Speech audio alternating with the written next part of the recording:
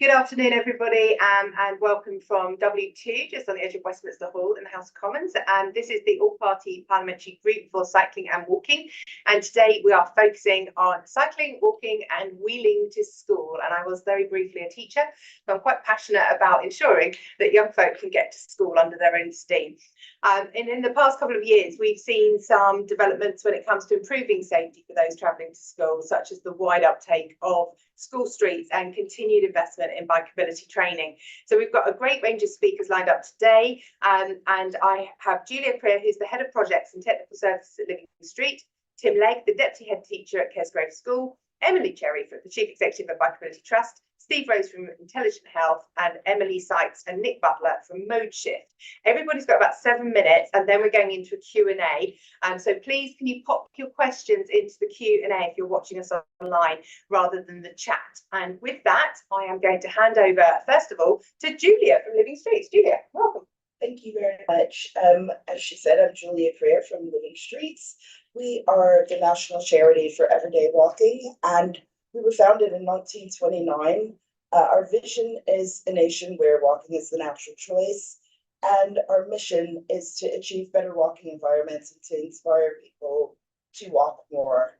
And since 2005, my mission has been to raise awareness around the walk to school and all of the things that we support around engagement for LA's schools, anything regarding infrastructure and behavior change. Some of you may know we run the largest UK walk to school program. It's called WOW. It's simple to run. Children love taking part. Each year they design the badges, and the badges are collectible. And this year our badges are the British Nature Walk. So those are you can see on the screen the lovely badges designed by children for the Walk to School program. Next slide, please. The reason I was really keen to speak to you today is because Living Streets feel that walking is one of the key solutions to a lot of current issues, poor health, obesity, air pollution, congestion, and that more children walking to school will mean happier, healthier children and families, fewer cars on the roads, and less air pollution. Living Streets research shows that children who walk to school have a wider social network and a better understanding of their local environment, better road safety skills, and just positive community engagement overall. Next slide, please. From working with young people, we know that they are very concerned with climate change, environment, and air pollution, and that children that walk to school would like to have better road safety. They would also like to be free from traffic speeds and congestion, as well as pavement parking. Dedicated behavior change programs can increase and sustain walking. And it's really important to consider the transport, environmental, and health benefits all in one. Across England, our Walk to School outreach program saw over 1,000 schools take part in WOW in England, and over 330,000 children logging their journeys on our travel tracker program. If you go to the next slide, please. So our Walk to School outreach program, which is funded by Active Travel England, covers, as you can see, a lot of places within the United Kingdom, and those include LA's combined authorities and unitary authorities. Next slide, please. This photo is from a junior school in Birmingham, and the reason that it's really important to enable children and encourage children to walk to school is because it's dangerous if we don't. Living Streets are asking that the government help us reach our 60% target, which is about 365 stages walked per person. And that's outlined in the Cycling and Walking Investment Strategy 2.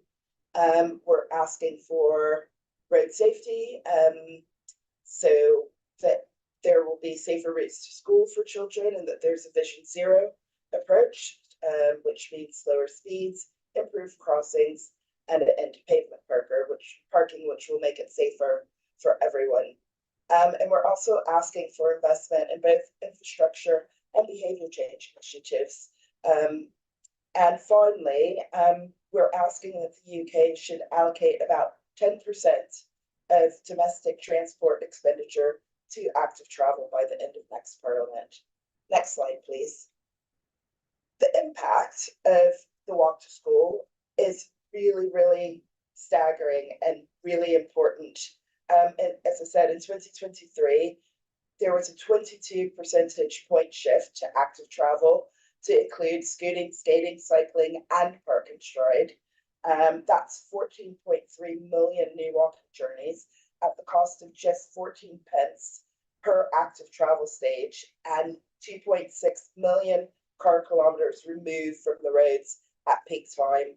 So, I mean, this is just one small piece of evidence that dedicated behavior change can increase sustained walking rates.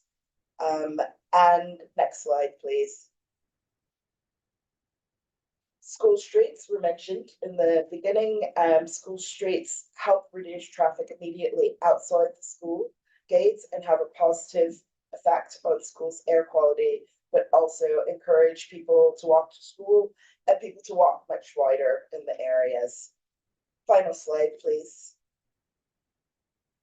In closing, we hope that you will help us support our walk to school target, and together we can really make a difference for children and their families on the walk to school. Thank you. Thank you very much, Julia. I understand we're now playing musical chairs. Yes.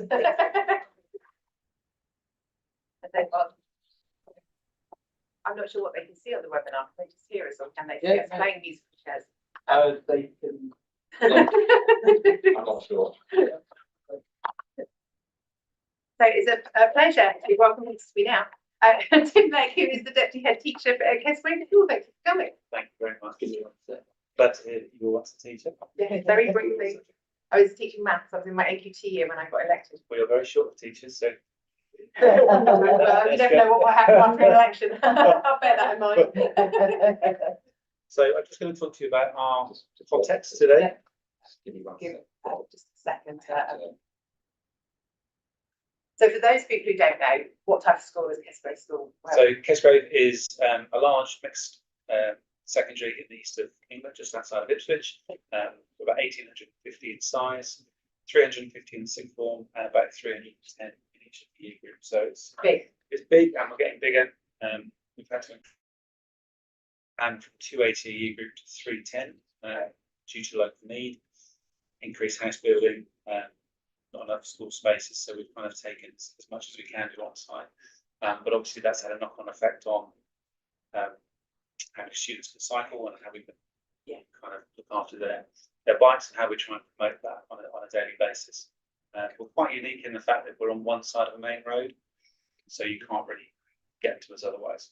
There we go. Yeah, good to go. So that's basically a kind of overview of what our school's like. We've generally got 9 feeder primaries, but we do take up to 32 actually. In most years, it's up to about 25. Most of those 9, 4 of them are very local to us, and the remainders are quite rural. So transport is an issue getting to and from school. Breakdown is 12% free school meals, 15% pupil premium, 28% SEN, which is above the national average. But for us, we've got 900 students cycle to school and 600 students walk to school. So of that 1,850, we're looking at 1,500 students per day that don't use either a bus or a family vehicle to get to school. Knock-on effect of that, we have lots of staff come to work with us so that they can walk to school and live in catchment. And that some of our lower earning staff, some of our admin or support staff, taking a pay cut from other roles to come and work with us, but save on the cost of petrol and cars and being able to walk to school is really, really popular. So we're very fortunate that we are fully staffed in all of our areas, and we're oversubscribed as a school. So if you just go to the next slide, just to try and put some context. So we're the orange blob in the top right hand corner. So we're on the eastern side of Ipswich, and we just sit maybe about 5 miles away from Woodbridge. Felixstowe is not too far away from the coast. Next slide, please. And this, or the orange blob again at the top, and everything you can see on there is our immediate catchment areas. You can see it's quite condensed, but we do take from further afield. So to give you a bit of a flavour, if you do the next slide, please. I've just got a 2-minute clip. That's our site. So kind of bottom side of that is densely packed.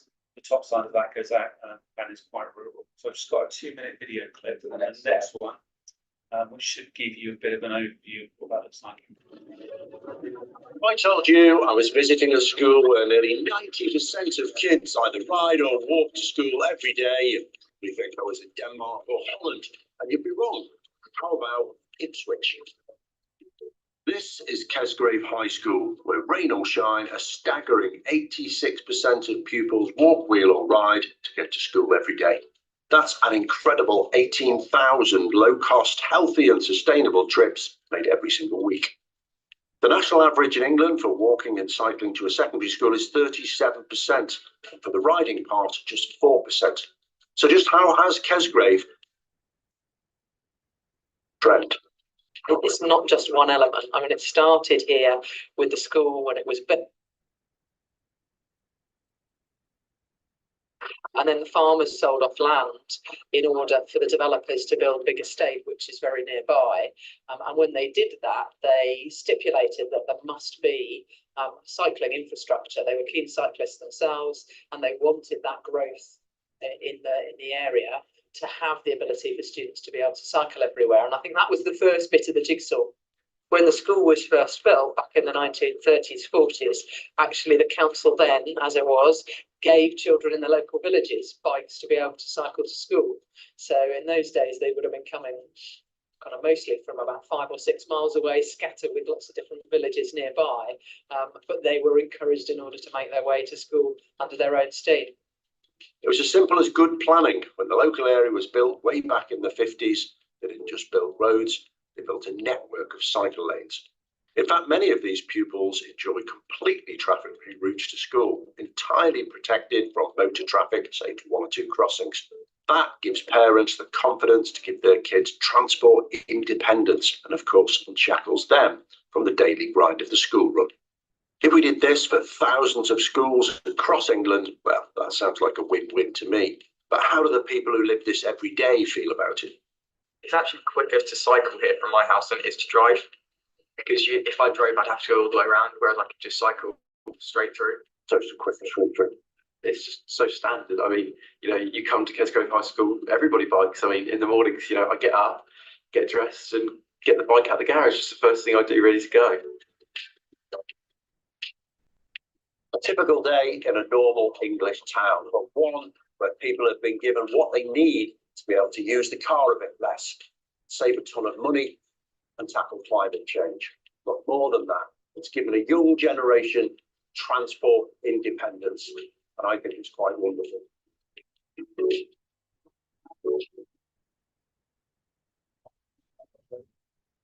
couple of things that we've done as a school that kind of coincide with that. So if you just click forward again. One of the first things that happened way back before it was kind of mainstream news, I think we were the first school in the country to go to a kind of gender neutral uniform. So what that meant basically was that anyone who was cycling to school, previously the boys were in shirt and tie, girls were in skirts. That was just really impractical for them to get on a bike in cold weather and in winter carrying loads of things. So that was the first thing that happened in 2004, and that really kind of set the standard in terms of the uniform being practical, relaxed. You're not wearing blazers, nobody's fighting with ties in the wind, etc. So it's a really practical uniform for us. Could you next slide? We have a 3-period day. So I know lots of schools. I've taught in London for 10, 15 years before I moved to where I am at the moment. But for us, a 3-period day works really well. We can get really content-driven lessons, deep learning, and 100-minute lessons. But the flip side of that means if you cycle to school, you're only carrying what you need for 3 lessons as opposed to 5 or 6. And if you have PE on that day, you're only carrying 2, and you might wear your PE kit to cycle in. And we provide some changing facilities for them to do that. So that's been really helpful. We have minimal movement around the school, and every time there's an end of lesson, there's always a break at lunch or home time. So actually it works really well for us. Next slide.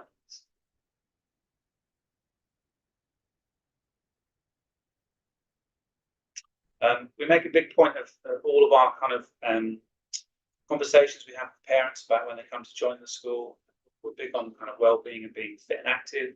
I think I could probably name 3 or 4 students out of the 1,850 who might be overweight.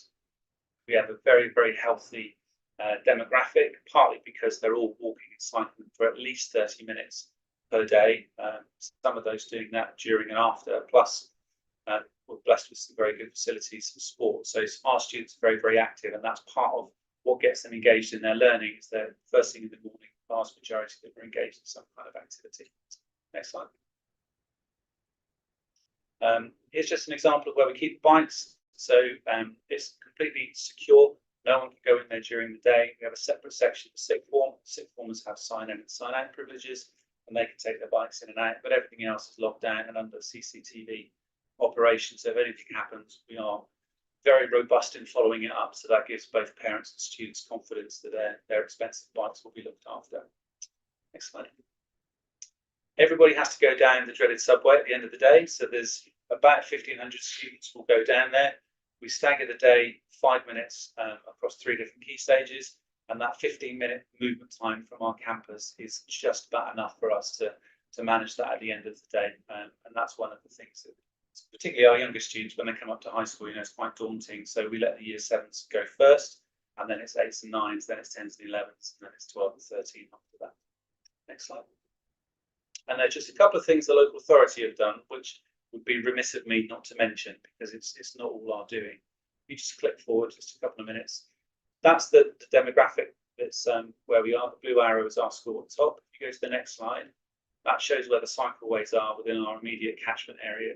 So wherever you live within that immediate area, you're only about a minute away from a dedicated cycleway. You don't ever have to go on a road.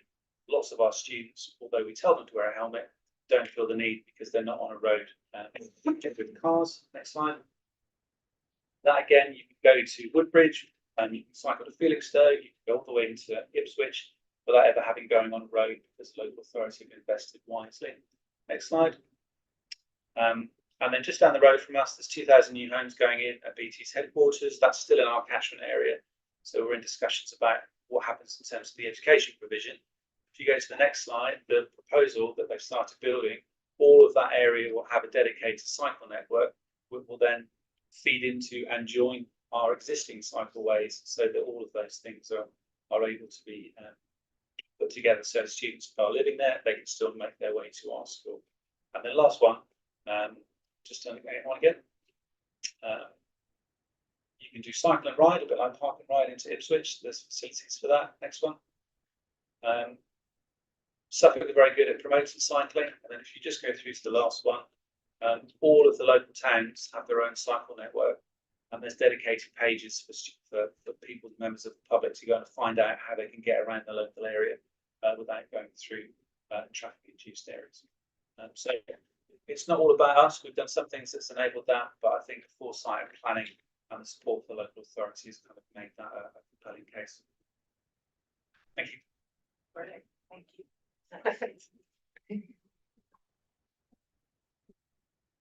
I'm rotating. It's like a new format for a quiz show. Emily, the Chief Executive of Bikeability Trust, who I had dragged to North Devon to come and actually go cycling. We had a lovely trip. We did have a great time. Yeah, and delighted to be here as well to speak at the APPGCW. We've got so many of your members constantly out supporting bikeability, and we're very grateful for that support. So I've got a lot of slides which Adam is going to click through, but we'll wait for that to happen.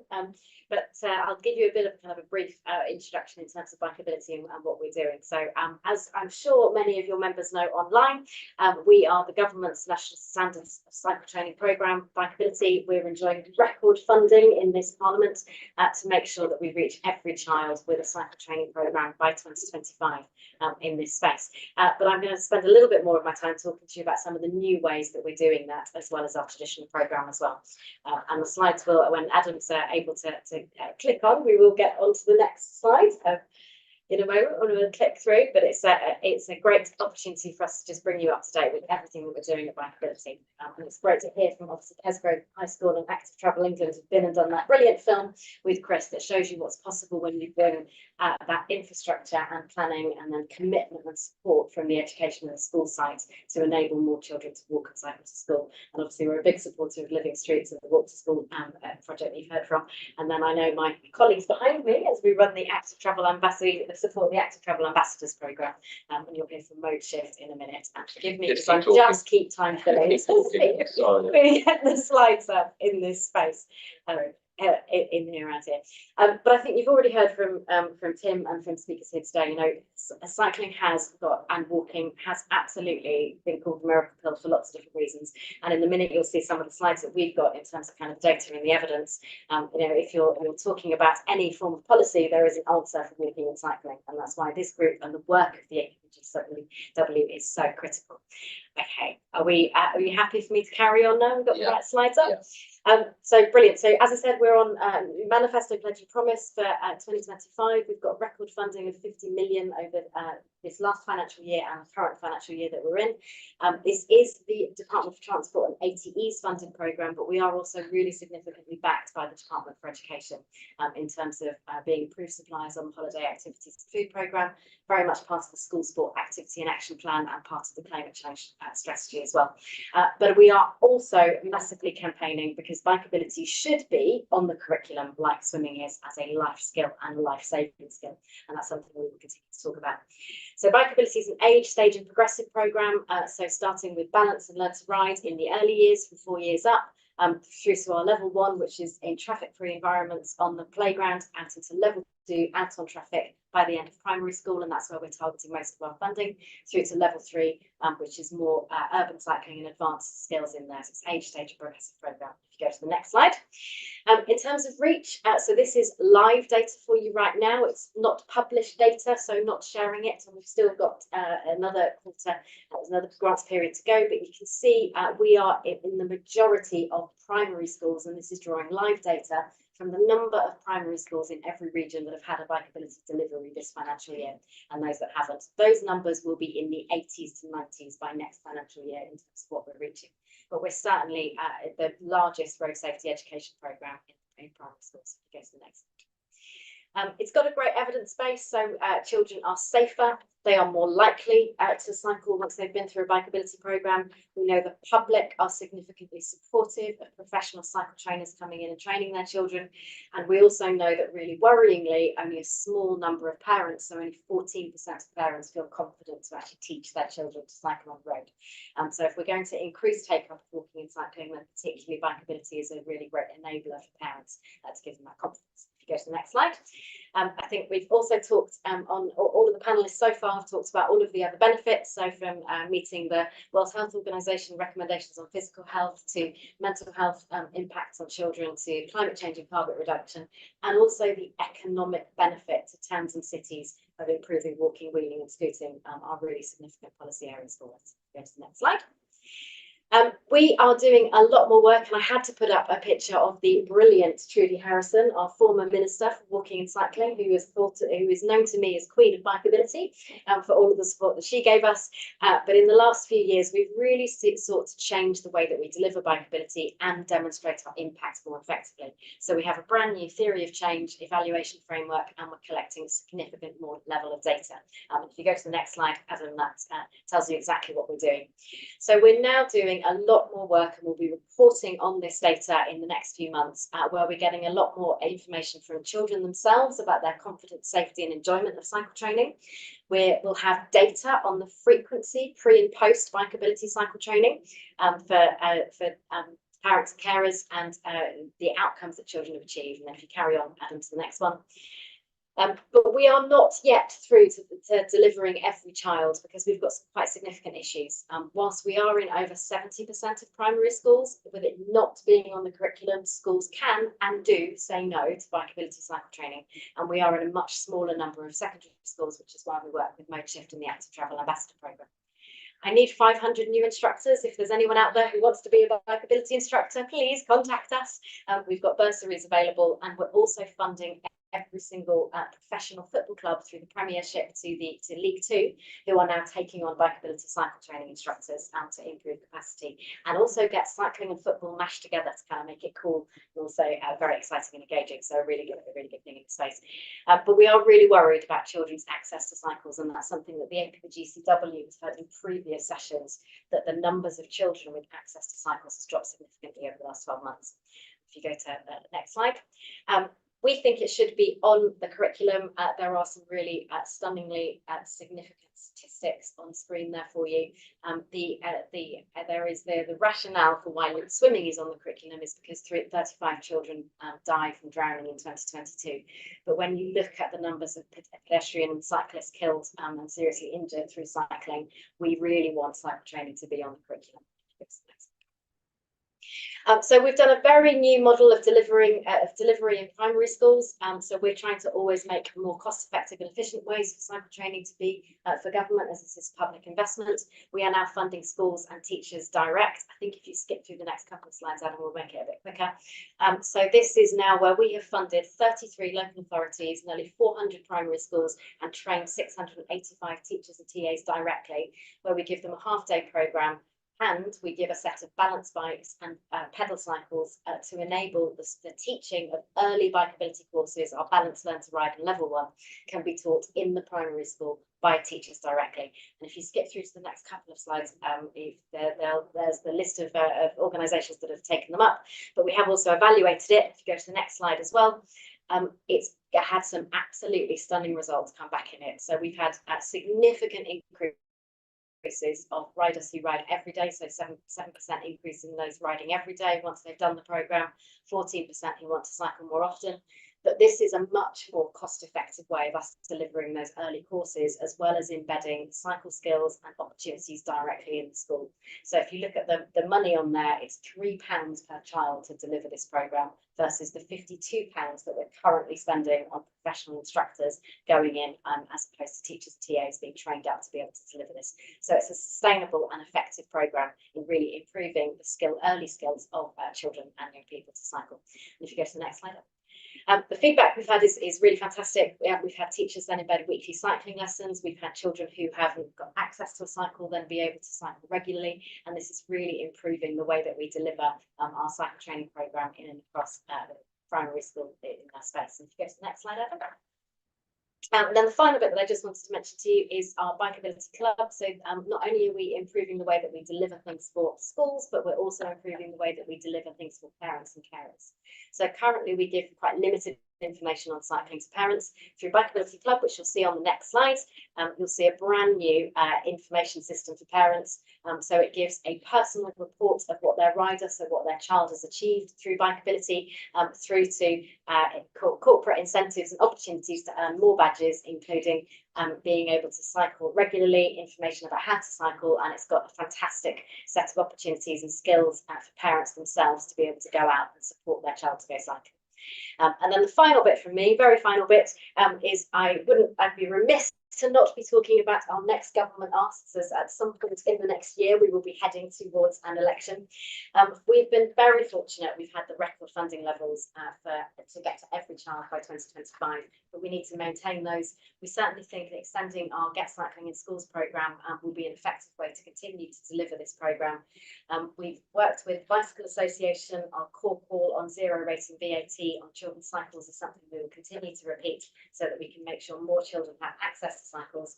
And then we look after cycle training instructors. We hold the qualification, the skills, the support to cycling training instructors, but we don't look after the administration of adult cycle training. And if we really want to activate more walking and cycling and reach those 2030 targets, then we also think adult cycle training needs to come. So Thank you, Emily. And Trudy did send her apologies. She's stuck on a very slow train, and it's such a fast cycle today. So she did send her apologies at the meeting. So thank you, Emily. A whistle-stop tour of Bikeability University, fantastic work. And so next up in the hot seat, as we wait for the slides to move along, is Steve Rose from Intelligent Health. And if you have got Q&A questions on the webinar, please do log on to the Q&A button. I can see you in there at the moment as we are.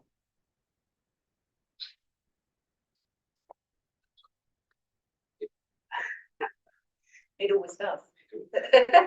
Parliamentary laptop. Say, I've not got this with it, but the Linux is potentially should be in a Museum. museum. It's working well. I haven't seen one of those, that's what got a wire in it. It has, most things here are better than the one. Yeah.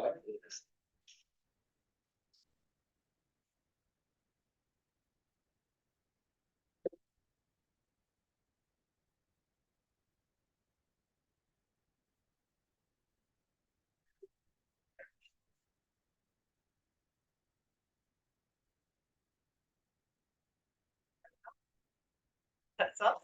Everybody's smiling on camera.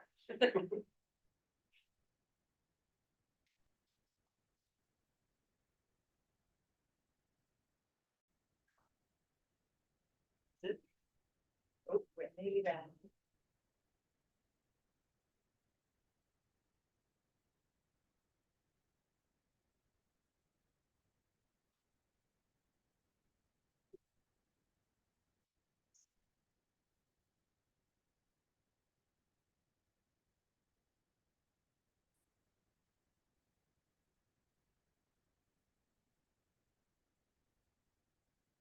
Hey, there we go. Thanks. Very good. Well, hello, so I'm Steve Rose. I lead on insight and evaluation for Intelligent Health. I'm pleased to be able to share today some highlights from our work with the many inspirational people and places, including communities, schools, families, partners, national partners like Sporting, who've been so supportive as well. And kind of using Beat the Street as a transformational tool for partners to improve public health, place and scale, ultimately by getting people walking. Next slide, please. We've done this in lots of places with lots of people in over 1.8 million participants in over 168 places now, whether that's central London boroughs, cities, market towns, all the way through recently to Scottish islands. So we've covered lots of places. Next slide. At the heart of Beat the Street is a game. We turn a place into a big game, inviting people to collect points by tapping a card on what we call beat boxes. You can see that in the bottom right there. And these are strategically placed around, like, for example, outside of schools, in parks, and alongside active travel infrastructure.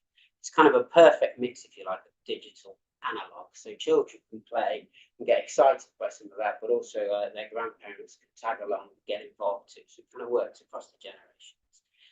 And linked to that, we also have dedicated community development resource, helping the local networks of school partners get involved and make the most of the opportunity. Slide, please. Kind of help in three key ways, really. Firstly, Beat the Street is a large-scale evidence and sustainable behaviour change program. It really does help people make that shift to active travel. When we speak to people, they say they don't really understand or know how they're going to make that change. And then Beat the Street comes along and it kind of gives them the permission, if you like, or an incentive, or they see other people like themselves doing it, and they make that change, and then they realise they can do it, and it can be a sustainable change. Secondly, we also build awareness and confidence around existing infrastructure. So when people are playing, they get involved and see and can use and build confidence around things like cycle paths. We also gather lots of data. And that generates insights, and it really helps to lift up the voice of people in communities, to support people's health and behaviour, and also the evidence that's required for the kind of policy action that needs to happen.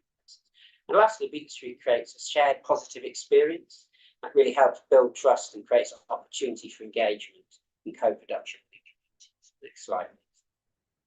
So let's do some numbers, for example. So in 2023, we engaged with over 130,000 individuals. Where we did that, that was over 12% of the population getting involved. So when this happens in a place, you know about it, because your neighbours are playing, people are out there and seeing it. 46% of the people who play are children, mostly from primary schools. And what's also really encouraging is that 81%, that's over 8 out of 10 people, play as part of a school or community group. So it's a really communal thing. You're doing this together. It's a shared experience. And what you also see is there, we over-represent by 6% those from the 40% most deprived communities. So it's really inclusive and invites everybody to join in, and those barriers. Next slide, please. So here's some examples. This is a game we've just recently done in Harwich and Dovercourt. So some of my members have bounced around there. But what I really wanted to show here was these are the schools in Harwich and Dovercourt where we just played. Some of them have more numbers than others, obviously, because there's more pupils in it. But what I wanted to show you was the split between the number of children who play for a school and the number of adults that play for a school. So what you can see is it's almost 50-50. So what we do is children play, but then they nag the parents to get involved, and their grandparents, and their friends, and everybody's got to contribute to the challenge of winning points for their school. And what that does is really break down the barrier between schools, which are really important anchor community organisations, and their local community. Next slide, please. We've heard a little bit on the previous conversations about how it's really important that children develop independence. We asked children in Harwich and Dovercourt, over 500 children responded around their level of independence. So we found that 21% in Harwich were allowed to walk or bike to school. 19% were allowed to cross the main road. As few as 8% were allowed to cycle on main roads. And we've seen much like in Ipswich. So kind of like, the difference is it starts. And, 1 in 5, 24, 25% are allowed to play outside near the house. So that's the kind of challenge we face around children's permissiveness and the environment that we provide for them to be able to make these choices to walk to school. Next slide, please. So what do we do about that? This is a visualization from Leicester. So if you should be able to find a little play button on the bottom, somewhere near the bottom here. Yeah, there you go. And what you're going to see is Beat the Street happening in Leicester. And when we hit about 7, 8, 9 o'clock in the morning, it'll go really bright. There you go. And then about sort of 2, 3 o'clock in the afternoon, you'll see it go really bright again. And I mean, that is just the hive of activity that's happening when people are playing Beat the Street. But what's really important is people are playing at times where we need to take those cards off the road and get people walking. Next slide, please. Okay, there we go. So what does that look like? Well, that looks like modal shift, the kind of stuff we've heard before. So this is from North Ayrshire. This is our trip around the country. So we've just had a game in North Ayrshire where 5,000 children took part. And what you can see here is that at the beginning, when we ask people what they're doing, 38% of trips to school children are walking, running, scooting, wheeling. But at the end of the game, that's shifted up to 47%. And the car trips have reduced from 37 to 27. So that's that kind of modal shift in action. And that's in North Ayrshire alone. People playing Beat the Street, over 3,000 trips per week changed in that direction. Next slide, please. We also work to help people in communities activate and use the existing infrastructure there, or new infrastructure that's coming. So, for example, we work very closely often with the Canal and River Trust. So where a place has canals and towpaths, they're often underused. So in the game that we had in Walsall, we worked very closely with the Canal and River Trust. And as a result of putting, for example, beat boxes in the entrance and exits to canals, as well as offering advice and guidance on how to use canals safely, we were able to see an increase in the number of people, adults 11% and children 12%, walking, cycling and wheeling along their canal towpath frequently. Next slide, please. And then it's also important to connect walking and active travel to other strategic agendas locally.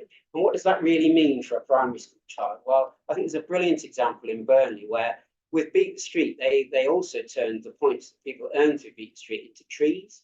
So if you earn a certain amount of points, you've got a tree and you could plant that in your local community.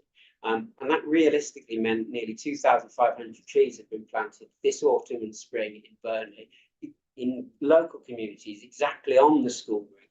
So when children are walking back and forth to school, they're stopping and wanting to see their tree. How is it growing? And actually, there's a generational impact, because when they take their children to school in 20 years' time, they will be showing them the tree. And that's a direct link to climate action. So let's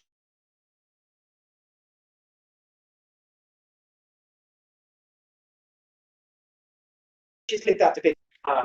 We also, and we know that there's too much inactivity in society.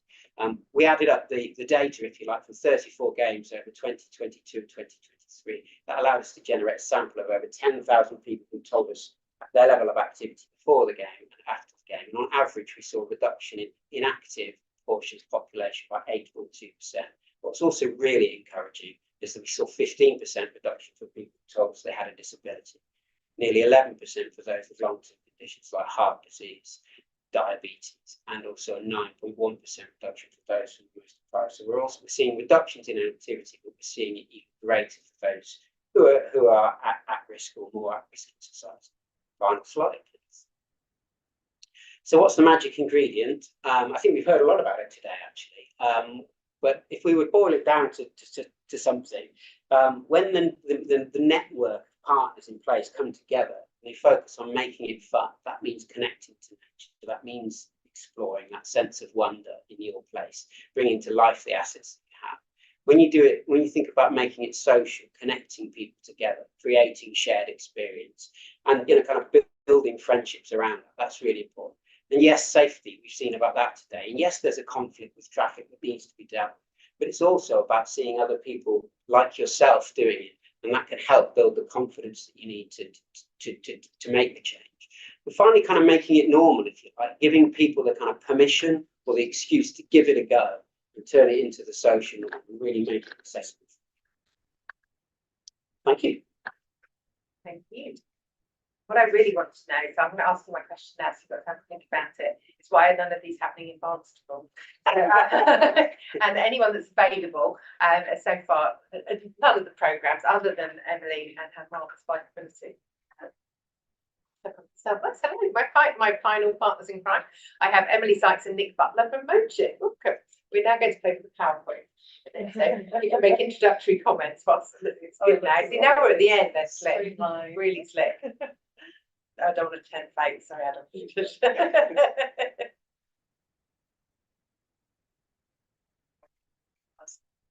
On the spot broadcast as the Emily.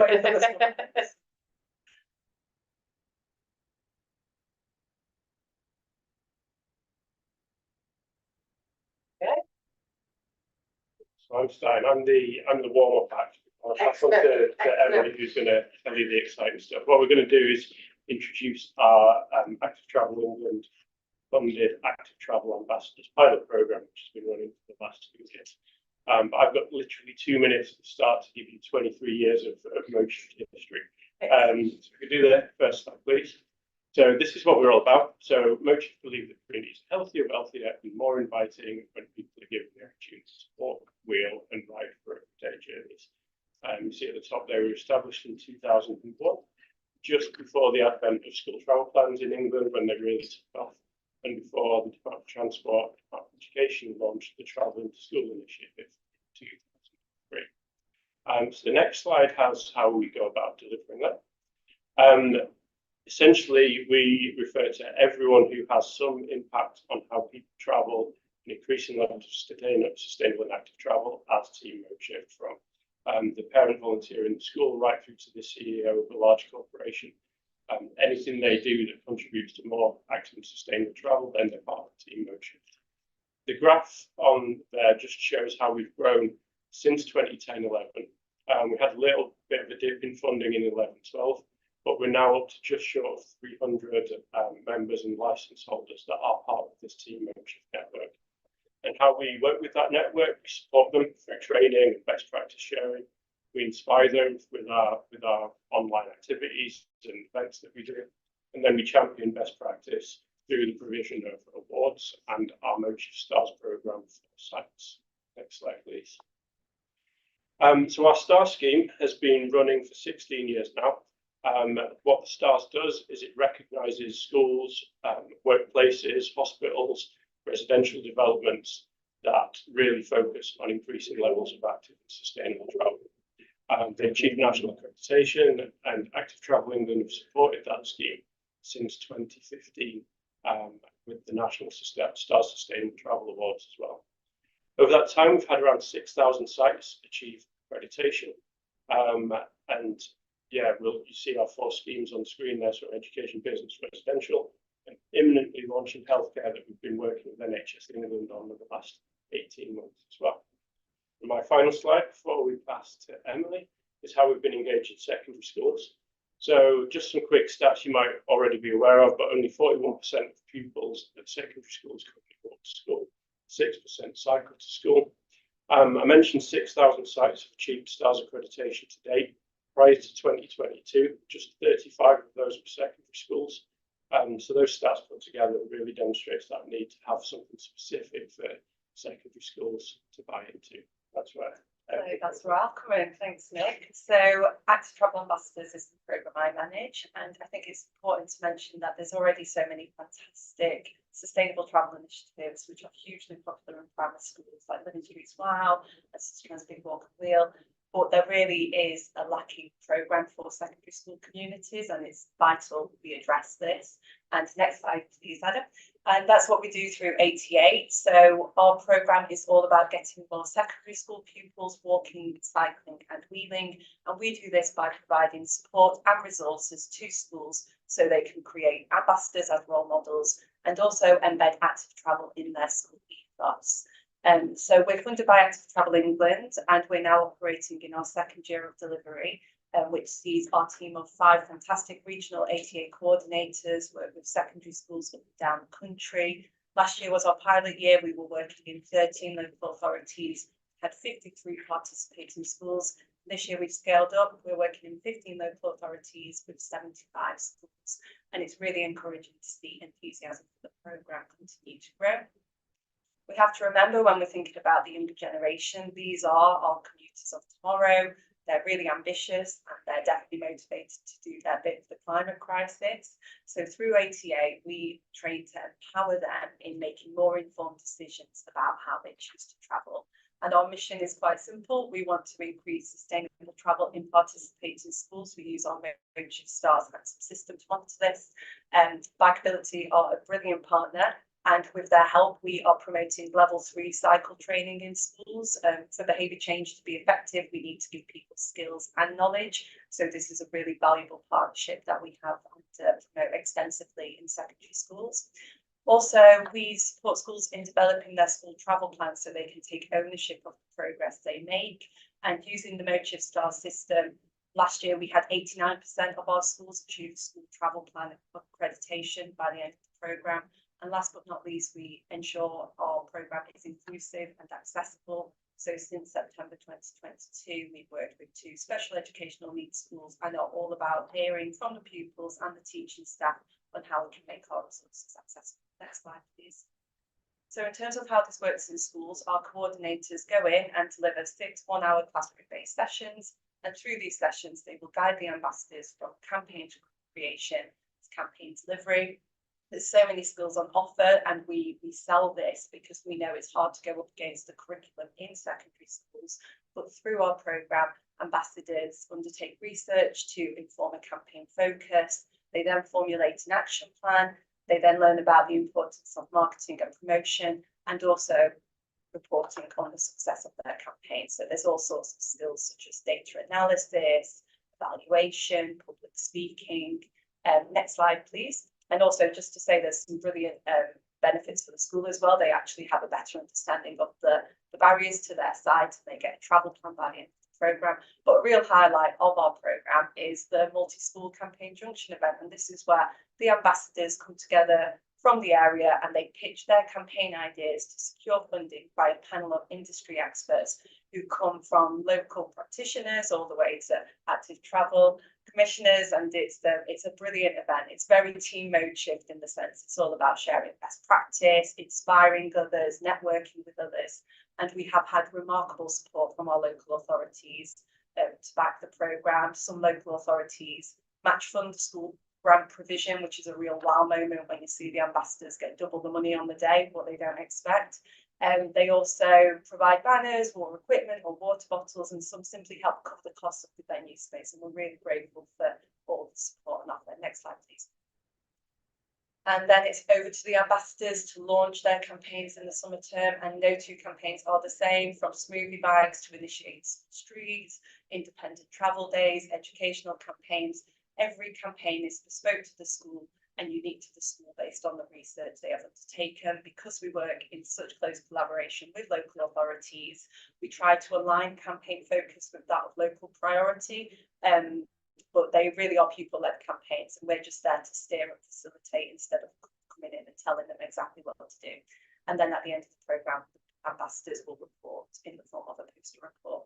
And then my last couple of slides. So it's just great to see the output and outreach. I think the numbers really speak for themselves. This year, with 75 schools on board, we have over 750 pupils currently trained as ambassadors, and these will then go into their school community, delivering active travel initiatives, which has the outreach to reach approximately 85,000 pupils, which is the pupil count in their areas. So it's great to see them taking ownership of this and the legacy of the programme.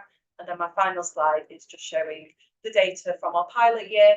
We've used comprehensive surveys to assess the modal shift, and there has been an increase in walking, cycling, and scooting to school, which is our free mode of travel, of 3.3 percentage points.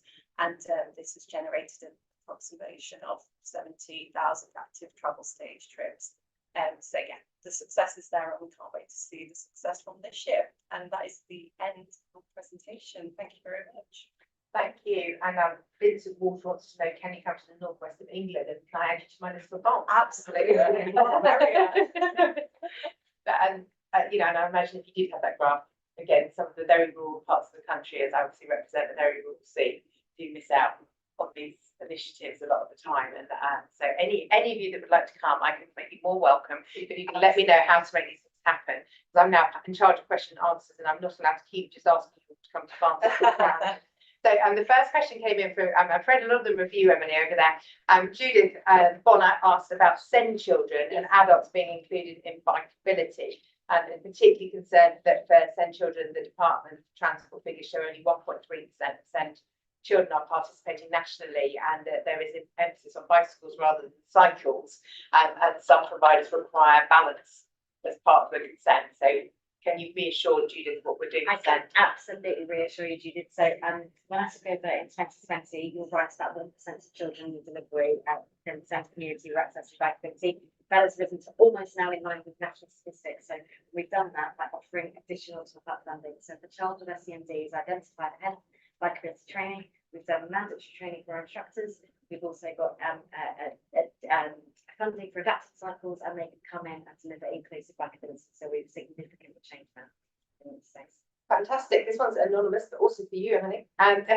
So somebody who is teaching a group of cyclists in year 5 or 6, and then their parents who have no training will not understand the way we've taught. So have you got plans of any ways to include parents and carers participating in cycle training on the same weeks as their children, so they're all on the same page together? Yes, a really interesting question, and absolutely right to focus on parents and carers who have the keys to the bike shed, as the wonderful Philip Darnton talks constantly on patron bikeability. So yes, we have. So our new bikeability club, so instead of giving out a certificate or trying to grant fund family training, which has not been effective, bikeability club gives parents the right level of information about what their child has achieved. So it's a set of video resources, personal course reports. If a parent is not technology enabled, there is printouts of that the school will be able to give them as well. But it really helps them to show what their child's achieved, what their child can do on their own, and what their child needs more practice to help with. So the parent will get much greater information. But of course, ultimately, we want more parents to be cycling with their children. So there is adult funding available. And if you want to go onto the Bikeability website, you can find your local course and find your local trainer to do adult training as well with your family. Thank you. Before I ask this next question, I'm going to throw my own 2 pennies worth in. Apologies, Tom, on this one, which is the question is, before coming to anyone else for an answer, that school initiatives, bikeability, beat the street, cycle buddies, a London programme, school streets, low traffic neighbourhood cyclists, all excellent programmes welcomed by all, but they so rarely interact, co-time and work together with parents, teachers, council volunteer groups and children. The results, we still have 2 streets that cycle to school level, vastly lower than Holland. What can we do to synchronise all the programmes so that they reinforce each other and deliver sustained cycling by children and young people? So whilst I'm a huge fan of this, I also made the very astute observation watching the Kesgrave School video that it's very flat where you are. My father was head of a large comprehensive on top of a cliff, and trust me, not many children cycled up it. And my constituency, if you're lucky and you can do the Tarka Trail, is very flat. And Holland, I would like to know, is very flat. So other than Holland being flat, does anyone have anything they'd like to contribute to Tom as to how we can increase take up and get nearer to Holland's aspiration other than knocking down hills?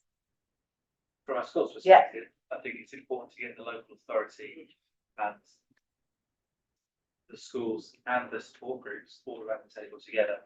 One of the things, a prime example of the school a friend of mine works at, is that they've now installed zebra crossings where students would have to be cycling across kind of side roads so that cyclists and pedestrians have the right of way at certain times during the day, which means they don't have to keep stopping and starting and cars pulling out and it being difficult. And the local authority was a real major instigator in that, because you have to have the funding to make the changes. So I don't think any of that can work unless all of them are on the same page and formulate a plan going forward together. I think if you just get schools or you just get local authority, somewhere along the line, someone left out, and that makes it very difficult. The infrastructure around your school was incredible to watch, looking at that map and the fact that houses were built. Yeah, and the point about the new build for that 2000. Yeah. And there's lots of these places across the country. Planners have made the decision that they're going to put that infrastructure in. It would be much easier for the housing companies to make more money by having less cycleways, more houses, but that was part of the planning. So actually, getting that planning right at the start allows all of the other stuff to happen as a result of that. Yes, just to enable more active travel, there needs to be a link between planning, transport, at the schools and other key stakeholders within the area.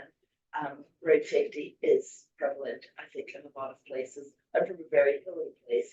I'm from San Francisco.